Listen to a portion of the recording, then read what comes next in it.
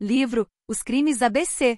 Autora, Agatha Christie. Capítulo 27. O crime de Doncaster. Entrando logo após Poirot, pude ouvir o final do comentário do inspetor Crome. Mas tanto ele como o comissário-chefe pareciam preocupados e deprimidos. O coronel Anderson cumprimentou-nos com um gesto de cabeça.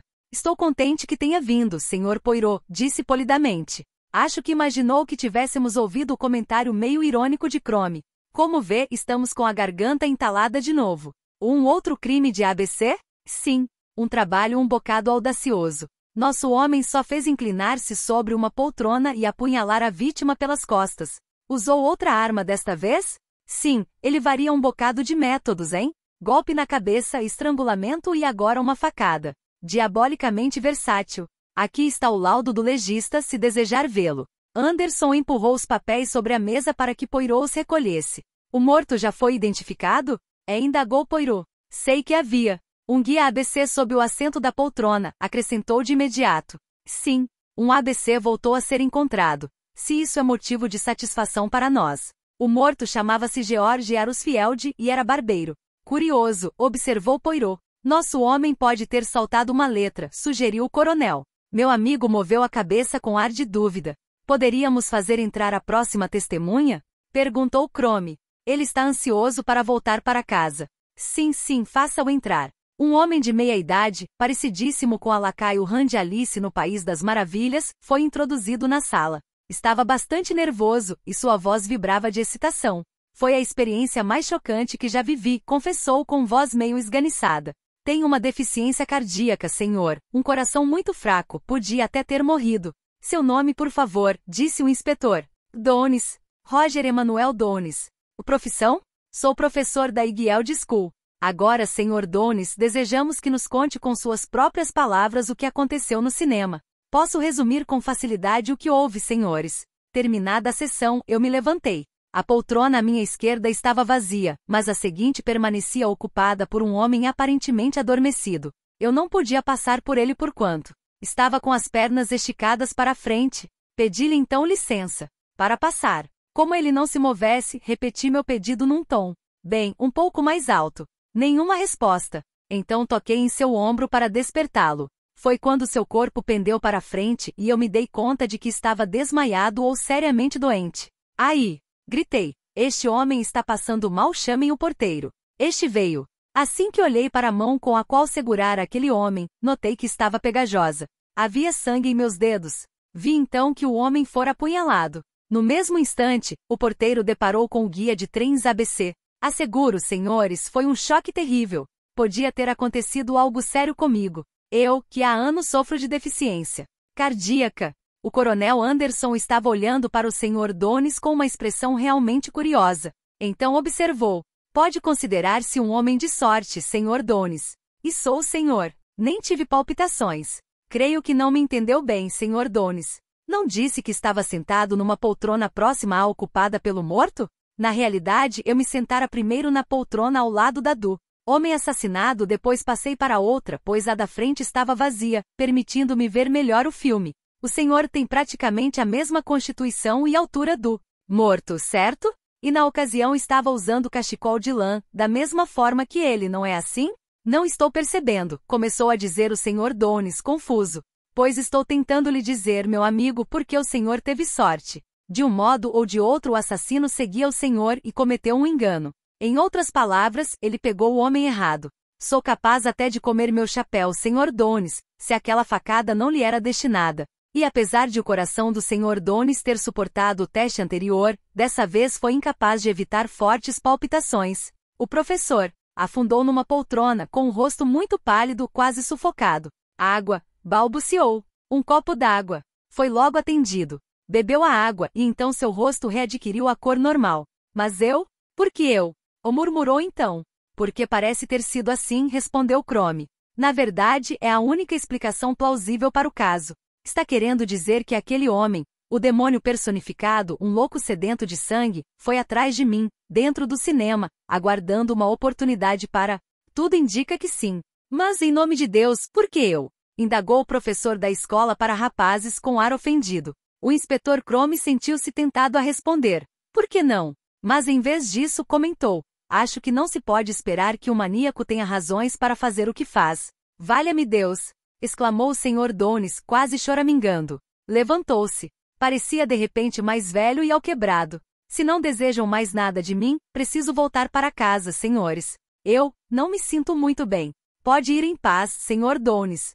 Um policial irá acompanhá-lo, apenas para sua segurança pessoal, já que não se sente bem. Ah não é preciso, obrigado. Mas pode ser necessário, disse o coronel Anderson secamente. Lançou um olhar disfarçado ao inspetor, fazendo-lhe uma pergunta muda. Crome fez um gesto quase imperceptível. O Sr. Downes retirou-se meio vacilante. Positivamente, ele não entendeu bem a situação, disse o coronel Anderson. 1 ou 2 homens devem vigiá-lo, certo? Sim, senhor. O inspetor Rice já tomou providências. A casa dele será vigiada.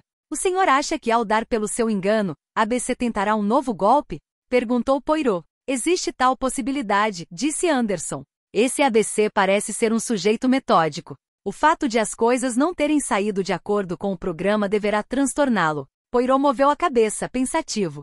Se pudéssemos obter uma descrição desse indivíduo, disse o coronel Anderson, irritado. Agora estamos mais no escuro do que antes. Ele vai aparecer, disse Poirot. Pensa assim? Bem, é possível. Mas que diabo, será que ninguém chegou a pôr os olhos no rosto desse sujeito? Tenha paciência. Parece muito confiante, Sr. Poirot. Há algum motivo para esse otimismo? Sim, coronel Anderson. Até então, o assassino não cometera um erro. Agora vê-se forçado a cometer outro. Se isso é tudo o que tem a dizer, começou o coronel Anderson com certa mordacidade, mas foi interrompido nesse instante. O Sr. Ball, do Cisne Negro, está aqui com uma mocinha, senhor, disse um policial. Afirma que tem algo a dizer que poderá ajudá-los. Pois faça-os entrar. Precisamos mesmo de ajuda. O Sr. Ball, do Hotel Cisne Negro, era um homem corpulento de movimentos e reflexos um pouco lentos. Cheirava a cerveja de longe. Com ele estava uma moça gordinha, olhando para tudo ali com evidente nervosismo. Espero não me intrometer ou roubar seu precioso tempo, disse o Sr. Ball com uma voz grossa arrastada. Mas esta moça, Mary, garante ter alguma coisa a contar que interessará aos senhores. Mary riu baixinho, com ar inibido. Bem, minha jovem, de que se trata? Indagou Anderson. Qual é seu nome? Mary, senhor, Mary Stroll. Está bem, Mary, agora conte o que sabe. Mary buscou seu patrão com um olhar. Faz parte do serviço dessa garota levar água quente ao quarto dos hóspedes, disse o Sr. Ball, vindo em auxílio da jovem. No momento temos 12 cavalheiros no hotel. Alguns vieram para as corridas e outros são caixeiros viajantes. Sim, disse Anderson, impaciente.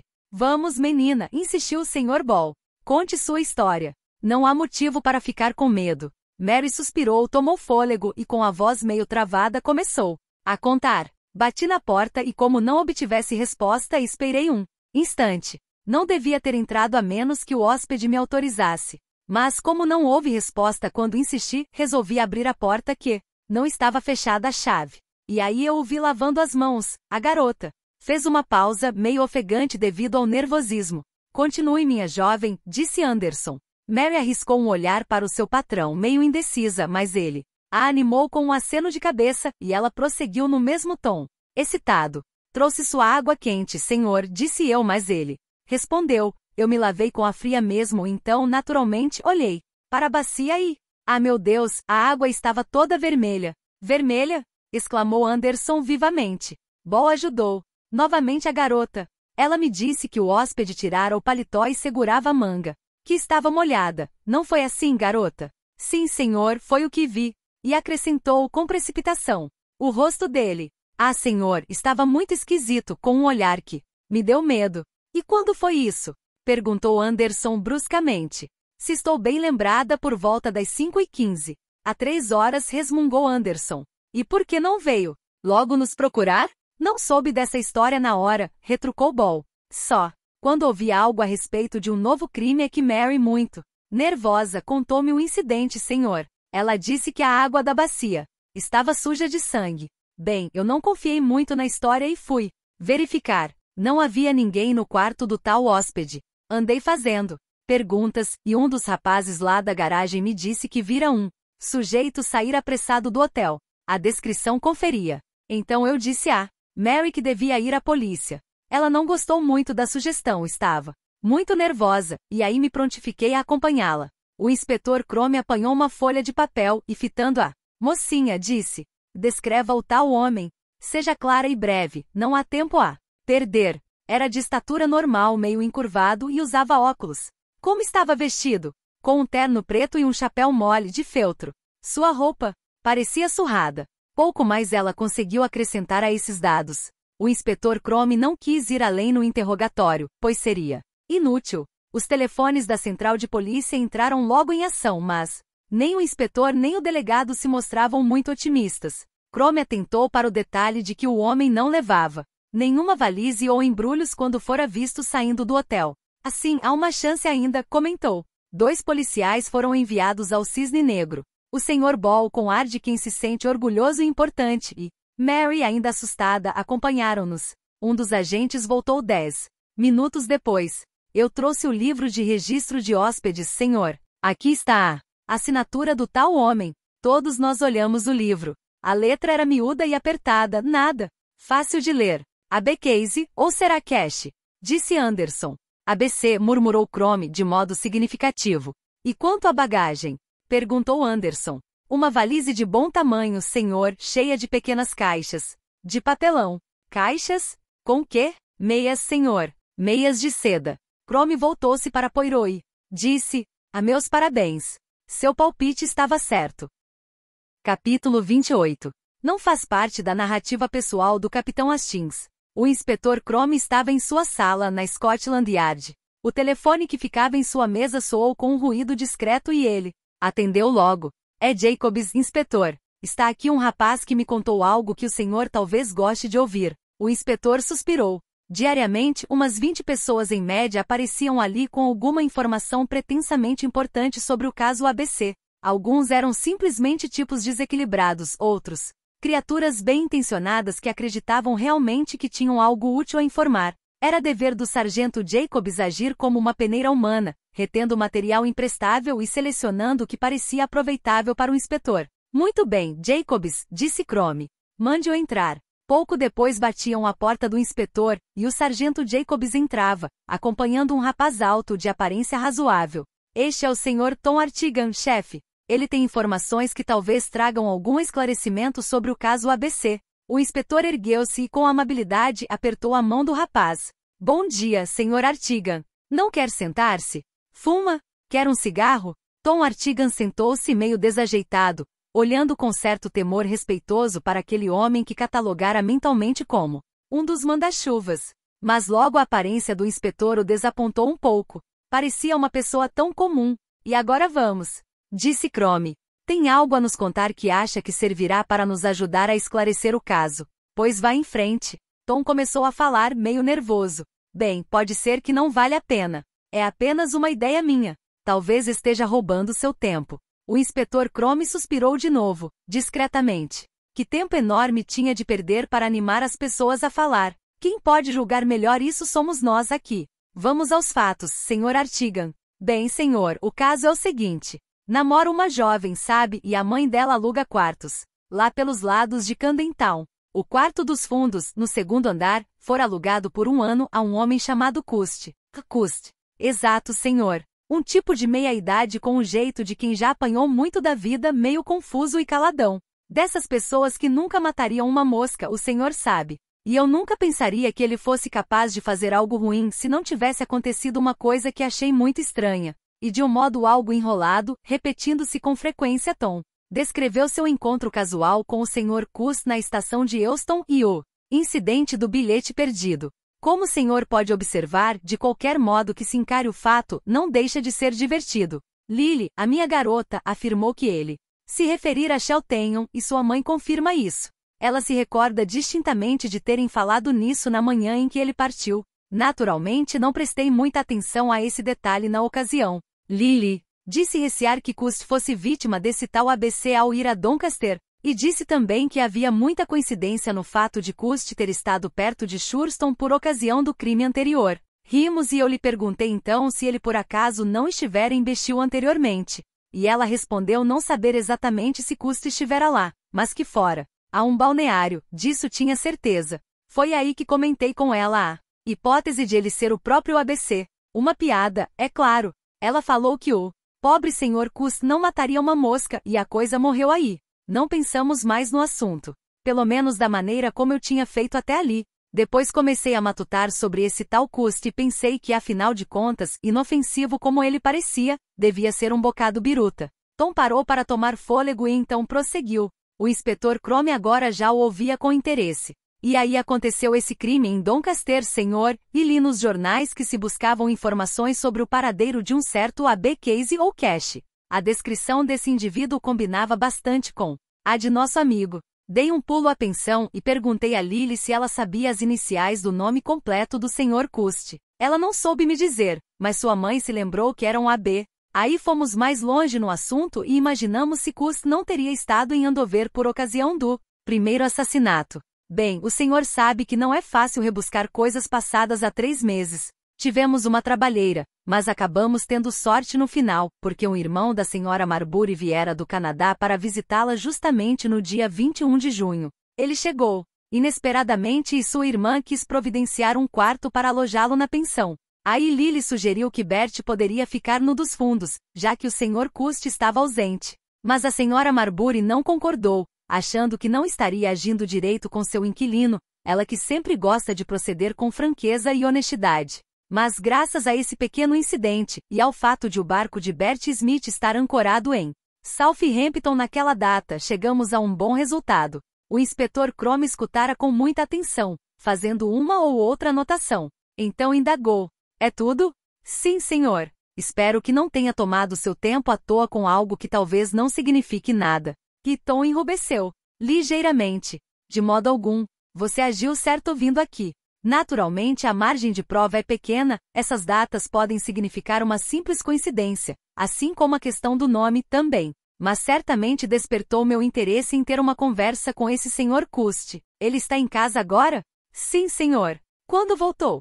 Na noite do crime de Doncaster. E que esteve fazendo desde então? Ele fica em casa a maior parte do tempo, senhor. E anda com um ar muito esquisito, segundo a senhora Marbury. Compra um monte de jornais, deita-se bem cedo depois de lê-los, naturalmente, e pela manhã bem cedo sai para comprar os matutinos. A senhora Marbury nos contou também que ele fala um bocado sozinho. Ela acha que o Sr. Cust está ficando meio gira. Qual é o endereço da senhora Marbury? Tom disse onde ficava a casa da mãe de sua namorada e Crome observou. Obrigado pela informação. Possivelmente cuidarei do assunto. Ainda hoje. Não preciso recomendar-lhe cuidado e discrição se estiver com esse Sr. Cust. Crome levantou-se, imitado pelo rapaz, e trocaram um aperto de mão. Acredite que fez o que devia fazer vindo procurar-nos. Bom dia, Sr. Artigan. Pouco depois que o rapaz saiu, Jacobs voltou a entrar na sala de seu superior, perguntando. E então, senhor? Achou boas as informações?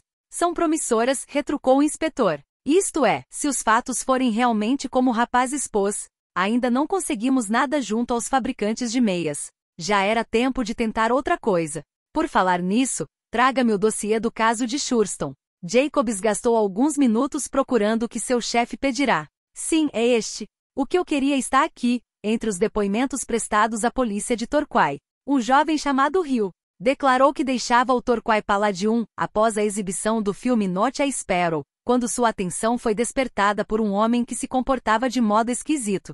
Falava sozinho. Hill ouviu dizer, eis aí uma boa ideia. Esse filme não é o que estava passando no Cine Regal de Doncaster? Sim, senhor. Isso pode significar alguma coisa. Às vezes trata-se apenas de uma simples impressão, mas é possível que a ideia do modus operandi para seu próximo crime surgisse então na mente de nosso homem. Vejo que temos o nome completo desse Hill e seu endereço. A descrição que fez do tal homem é vaga, mas se encaixa muito bem nas descrições feitas por Mary Stroh e por Tom Artigan. Jacobs assentiu, pensativo. Talvez estejamos animados agora, quem sabe se com razão, pelo fato de esse homem ter se mostrado sempre reservado, meio estranho. Alguma ordem, senhor? Coloque 2 homens vigiando essa casa de Conklin Town, mas que não façam nosso pássaro voar. Terei uma conversinha com ele. Pensei em ir lá porque achei mais acertado do que trazer esse Cust aqui, e perguntar-lhe se gostaria de prestar declarações. Isto daria a impressão de que estávamos prontos para engaiolá-lo. Tom Artigan acabará de se encontrar com Lily Marbury, que ficará esperando por ele. Foi tudo bem, Tom? O rapaz assentiu, explicando. Falei com o próprio inspetor Crome. É quem está encarregado do caso. Como é ele? Um bocado tranquilo e cheio de maneirismos não é o meu tipo de detetive. Esse é o novo modelo de Lord Trenchardre, disse Lily, com um toque de respeito na voz. Alguns deles são de primeira. Bem, e o que ele disse? Tom fez um rápido resumo do encontro. Então acham que foi realmente ele? Pensam que deve ser. Seja como for, o inspetor me disse que lhe farão algumas perguntas. Pobre Sr. Cust. Não fica bem ter pena do Sr. Cust, garota. Se for ABC, cometeu 4 terríveis assassinatos. Lily suspirou e balançou a cabeça. E isso me parece horrível. Bom, agora vamos voltar e tomar um bom lanche, querida. Já pensou se minhas suspeitas estiverem certas e meu nome sair nos jornais? Ah, Tom, será mesmo? Melhor ainda. O seu nome também vai aparecer e o de sua mãe. E tem um palpite de que seu retrato será publicado, também. Que ótimo, Tom. E Lily pendurou-se no braço do namorado, deliciada com a ideia. E nesse meio tempo, o que me diz de comermos algo no Comer House? Lily aconchegou-se ainda mais ao rapaz, exclamando. Então vamos logo. E certo. Espere apenas um minuto. Devo telefonar da estação. Para quem? Para uma garota com quem eu ia me encontrar. Lily afastou-se dele bruscamente, mas pouco depois desistia de andar sozinha e se juntava ao rapaz, meio sem jeito por levar a sério uma brincadeira. Agora falemos sério, Tom, disse ela, enfiando o braço no dele de novo. Fale mais sobre sua visita a Scotland Yard. Não viu aquele outro lá? O de quem está falando? E do cavalheiro belga. Aquele a quem a ABC sempre escreve. Não, ele não estava lá. Bem, conte-me mais coisas. Que aconteceu quando você estava lá dentro? Quem o atendeu e o que você disse? O Sr. Cust depôs o fone no gancho com delicadeza. Voltou-se então para a Sra. Marbury, que estava parada à porta de um dos quartos, morta de curiosidade, evidentemente. Não é sempre que recebe telefonemas, não, Sr. Cust? Não mesmo, Sra. Marbury. Espero que não sejam mais notícias. Não, não. Como era insistente aquela mulher. Então arriscou um olho para as manchetes do jornal que segurava. Nascimentos. Casamentos. Mortes. Minha irmã acaba de ter um bebê, foi a saída que o Sr. Cust encontrou. Ele, que nunca tivera irmãs. Ah, meu Deus. Agora, bem, isso é ótimo, sem dúvida. Ele nunca mencionou essa irmã em todos esses anos, foi o que ela pensou. E ainda pensam que esse homem. Fiquei surpresa, confesso ao Senhor, quando aquela senhora me pediu para falar com o Sr. Cust. No primeiro minuto, tive a impressão de estar ouvindo a voz da minha Lily. Era muito parecida realmente, mas acredite que senti uma espécie de euforia no ar. Bem, Sr. Cust, aceite meus parabéns sinceros. É o primeiro. Ou o senhor já tem outros sobrinhos? Este é o primeiro e o único que já tive ou gostaria de ter, e agora acho que devo viajar. Eles devem estar me esperando lá. Eu penso que ainda dá para apanhar o próximo trem se me apressar. Pretende ficar muito tempo fora, Sr. Cust? Perguntou a Sra. Marbury quando ele já subia a escada. Ah, não, 2 ou 3 dias apenas. O Sr. Cust entrou em seu quarto. A Sra. Marbury entrou na cozinha pensando sentimental como era, naquela pobre e gentil criatura. Sentiu uma ponta de remorso ao lembrar-se de algo.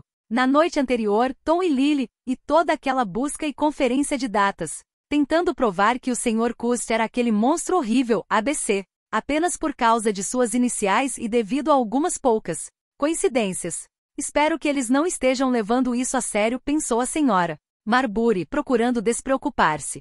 Tomara que se envergonhem do que imaginaram, de uma maneira muito íntima e inexplicável. O fato de o Sr. Cust ter dito que sua irmã tivera um filho removerá efetivamente quaisquer dúvidas porventura alimentadas pela Sra. Marbury, de boa fé, acerca de seu inquilino. Espero que ela não tenha tido problemas com o parto, pobrezinha, pensou a Sra. Marbury, ainda sentimental, testando a temperatura do ferro com a ponta do dedo úmido antes de passar a blusa de seda de Lily. Sua mente aquietou-se quando o rumo de seus pensamentos se fixou em coisas mais corriqueiras. Enquanto isso, o Sr. Cust descia silenciosamente a escada com a maleta na mão. Seu olhar pousou um instante no telefone sobre a mesinha. Aquela curta conversa de há pouco ainda ecoava em sua mente. É o Sr. Cust quem fala? Acho que gostaria de saber que um inspetor da Scotland Yard pretende ir aí conversar com o senhor. O que ele responderá então? Não conseguia se lembrar. Sim, dissera ao telefone algo assim. Obrigado, muito obrigado, minha querida, foi muito gentil da sua parte. Por que ela lhe telefonara? Seria possível que tivesse adivinhado? Ou desejar apenas sugerir que ele devia permanecer em casa, aguardando a visita do inspetor? Mas como ela sabia que o tal inspetor viria? E sua voz, ela a disfarçara ao falar com a mãe. Parecia que ela já estava a par. Era bem possível, pensou o Sr. Cust. As mulheres são muito estranhas. Cruéis e ternas, de uma maneira insuspeitada e repentina. Uma vez ele já vira Lily livrar um rato de uma ratoeira. Uma garota gentil. Uma gentil e bonita jovem. Parou perto do grande armário do hall, que estava carregado de guarda-chuvas e casacos. Poderia. Um leve ruído vindo da cozinha o levou a decidir-se. Não daria tempo. A senhora Marbury poderia voltar à sala e... Abriu a porta da rua, deu um passo à frente e fechou as suas costas. Para onde? Capítulo 29. Na Scotland Yard. Nova reunião. Presentes o comissário assistente, o inspetor Crome Poirot e eu. O comissário estava dizendo no momento. Uma boa sugestão de sua parte, Sr. Poirot, essa de checar os que negociam com meias. Poirot fez um gesto largo com as mãos, retrucando. Era o mais aconselhável. Esse homem não poderia ser um representante ou vendedor comum. Vendia os artigos diretamente, sem nenhum vínculo com firma alguma. Obteve algo de positivo nesse sentido, inspetor? Acho que sim, senhor. Crome consultou uma pasta. Devo fazer um apanhado da situação até hoje? Sim, faça isso, por favor. A verificação que fiz incluiu inicialmente Shurston, Pygton e Torquay. Obtive uma relação de pessoas que ele visitou para vender meias. Devo dizer que esse homem agiu de modo muito meticuloso. Hospedou-se no Pitt, um pequeno hotel próximo da Tower Station. Na noite do crime, retornou ao hotel às 10h30. Deve ter tomado um trem em Shurston às 9h57, chegando à estação às 10h20. Ninguém pôde descrevê-lo, pois não se fixaram nele no trem ou na estação. Mas naquela sexta-feira foi disputada a regata de Dartmouth, e os trens que vinham de Kingswear estavam praticamente lotados. Em Bexhill ocorreu quase o mesmo. Registrou-se no Hotel Globo com o seu próprio nome. Procurou vender meias em cerca de 12 casas, inclusive a da senhora Barnard, e a lanchonete de Inderket deixou o hotel no começo da noite. Chegou de volta a Londres por volta de 11h30 da manhã seguinte.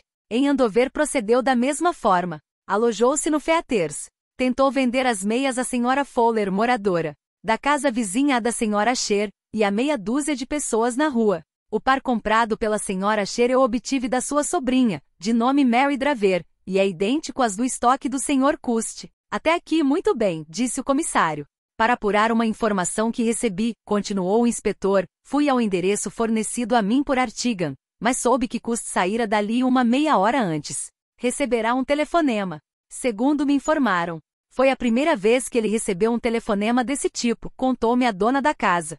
Terá um cúmplice? Insinuou o comissário. É muito improvável, disse Poirot. É curioso que, a menos. Todos nós o olhamos interrogativamente, mas ele se interrompeu e balançou a cabeça, levando o inspetor a prosseguir na leitura do dossiê. Revistei meticulosamente o quarto ocupado por Cust. Essa busca serviu para eliminar quaisquer dúvidas que ainda existissem. Encontrei um bloco de papel de carta semelhante ao usado para as cartas de aviso, um bom sortimento de artigos de malha, principalmente meias, e no fundo do armário onde estavam guardadas as meias, havia um pacote quase do mesmo formato e tamanho, mas com outro conteúdo. Como verifiquei logo ao abri-lo, ali estavam 8 exemplares do Guia ABC. Uma prova contundente, disse o comissário. Descobri algo mais também, retrucou o inspetor, cuja entonação de voz se mostrou de repente quase humana, na minha opinião, com ar triunfante. E só descobri isso esta manhã, senhor. Não tinha tido tempo ainda para notá-lo. Não havia nem sinal daquela faca no quarto. Seria uma atitude imbecil guardar a arma do crime ali? Observou Poirot. Afinal de contas, ele não é uma criatura racional, observou o inspetor. Seja como for, ocorreu-me que ele podia muito bem ter trazido a arma para casa, e aí então, intuindo ser perigoso guardá-la ali, como o Sr. Poirot observou no seu quarto, procurasse escondê-la em outra parte. Que lugar da casa escolheria? Encontrei logo a resposta. O armário do hall, ninguém costuma removê-lo. Sendo uma peça muito pesada, tive dificuldade em afastá-la da parede. E lá estava o que procurava. Não havia dúvida alguma. Estava manchada de sangue. Ressecado. Bom trabalho, Crome, disse o comissário. Só precisamos de mais uma coisa agora. O quê? Apanhar esse homem. Nós o pegaremos, senhor. Não se preocupe. O inspetor falava com segurança. Que tem a dizer, Sr. Poirot? Poirot pareceu emergir de um sonho. Perdão, não ouvi bem o que dizia. Estávamos dizendo que a prisão do nosso homem é pura questão de tempo, agora. Concorda conosco? Ah, era isso. Sim, sem dúvida alguma. Estava tão abstraído que todos ali o olharam curiosos. Alguma coisa o preocupa, Sr. Poirot? Há algo que me preocupa e muito. Trata-se do porquê. O motivo. Mas, meu caro amigo, o homem é louco varrido, disse o comissário com certa impaciência. Entendo o que o Sr. Poirot quer dizer. Observou Crome vindo em seu socorro cortesmente. Ele está certo. Uma obsessão definida está por trás disso tudo. Acho que encontraremos a raiz do problema num complexo de inferioridade exacerbado. Pode tratar-se, também, de mania de perseguição, e nesse caso talvez ele visse o Sr. Poirot como um de seus perseguidores. Pode estar com a impressão de que o Sr. Poirot é um detetive contratado para caçá-lo. Murmurou o comissário. Essa é a maneira de explicar as coisas em moda hoje em dia. No meu tempo, se um homem era louco é porque era mesmo, e não se procurava usar termos científicos para disfarçar o fato. Imagino que um médico de agora venha sugerir-nos a internação de um homem como esse ABC numa clínica psiquiátrica, dizendo-nos que, após uns 45 dias de tratamento e repouso, ele poderá reintegrar-se normalmente à sociedade. Poirot sorriu, mas não retrucou. A reunião terminara. Bem, disse o comissário, como já disse Crome prender. Esse homem é mera questão de tempo. Já o teríamos agarrado antes, se não fosse um sujeito de aparência tão comum. Por causa disso, chegamos a importunar pessoas absolutamente inofensivas. Gostaria de saber onde ele se encontra neste momento, disse o comissário. Capítulo 30. Não faz parte da narrativa pessoal do Capitão Hastings. O Sr. Cust parou perto de uma quitanda. Olhou para o outro lado da rua. Sim, era ali. Senhora Asher, vendedora de revistas e cigarros. Na janela via-se uma tabuleta, aluga-se. Vazia. Sem vida. Desculpe, senhor. Era a mulher do quitandeiro procurando apanhar uns limões. O Sr. Cust se desculpou, saindo do caminho. Lentamente pôs-se a caminhar, agora na direção da rua principal.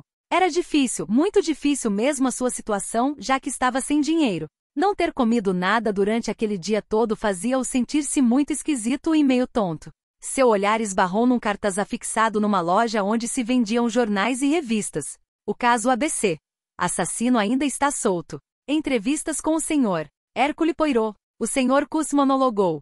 Hercule Poirot. Será que ele sabe? Afastou-se dali. Não devia ficar parado, olhando aquele cartaz. Pensou. Não tenho mais saída.